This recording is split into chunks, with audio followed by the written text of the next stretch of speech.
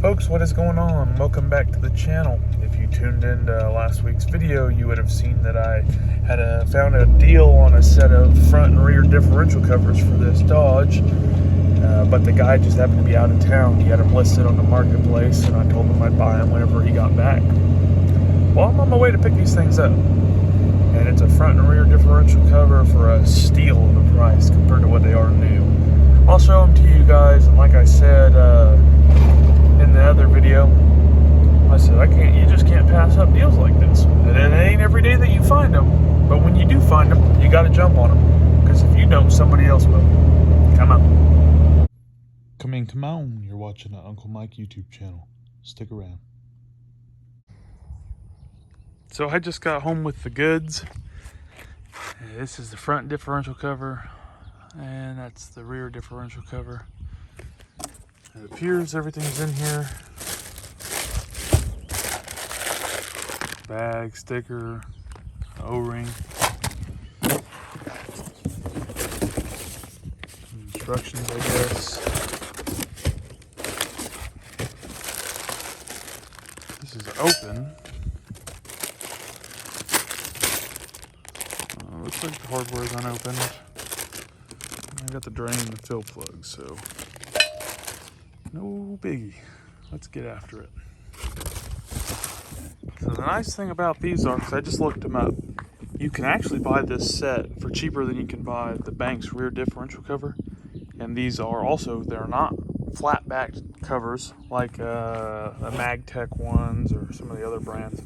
It has an internal cooling fins, and it has external cooling fins as well. So that's very nice. The fit and finish, well, I don't know how they fit. The finish looks phenomenal. So we'll put them on and we'll see how they fit.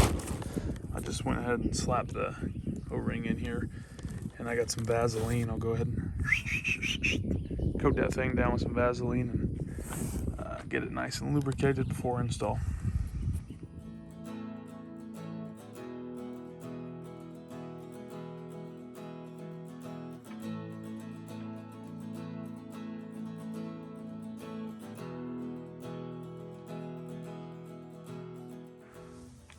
So I'm going to jump straight into doing this front differential. I've got all but 4 of the bolts out.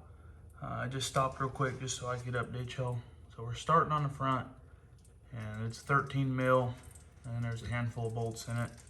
Take them out. I'm using this 1/4 inch electric ratchet, zapping them all out real quick, and then we'll go on ahead and drain this oil out, get the new cover installed, and resurface the front diff.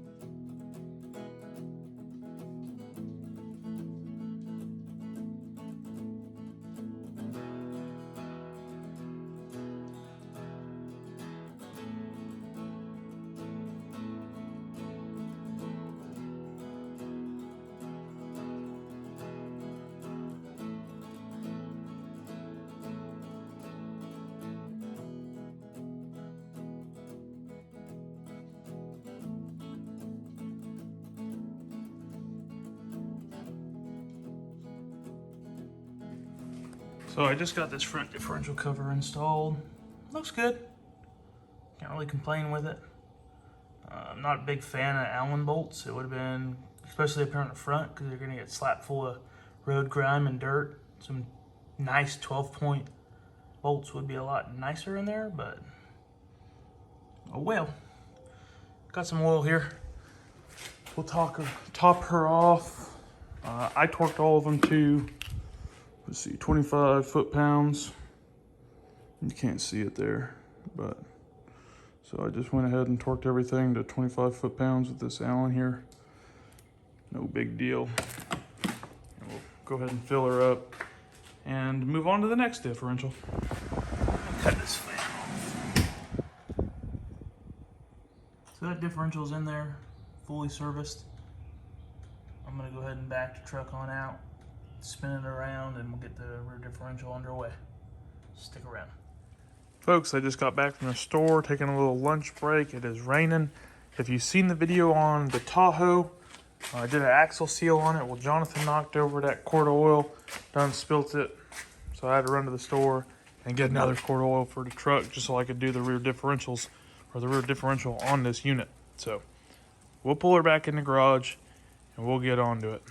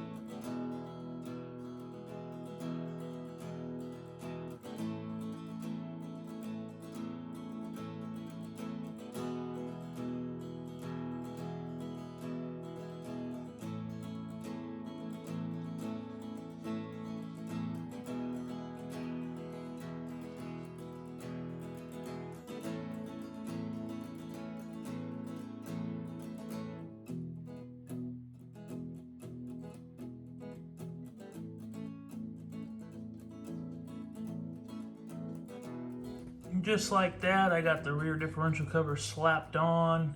She's full of fluid, ready to go. Everything's torqued down. They recommend that you retorque these things after 50 miles, so I guess I'll do that sometime next week because I ain't driving this thing. So we'll get 50 miles on it sometime next week and then torque them up. I should have 50 miles on this thing by next Saturday, so hopefully I can torque it all up again. They look good.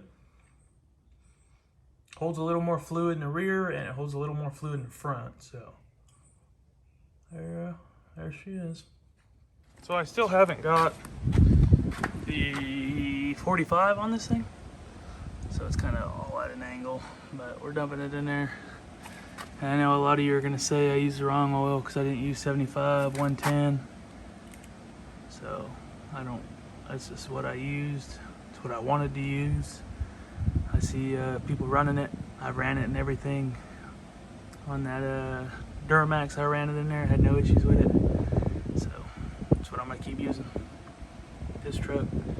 I say if I ever change it again, I might go up to something higher, but just in case I ever go somewhere real cold, I don't want it to be a big issue.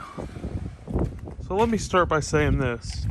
I do not have like a temperature probe or anything into this rear differential or into that front differential, but in the last little bit of driving I've done in this thing,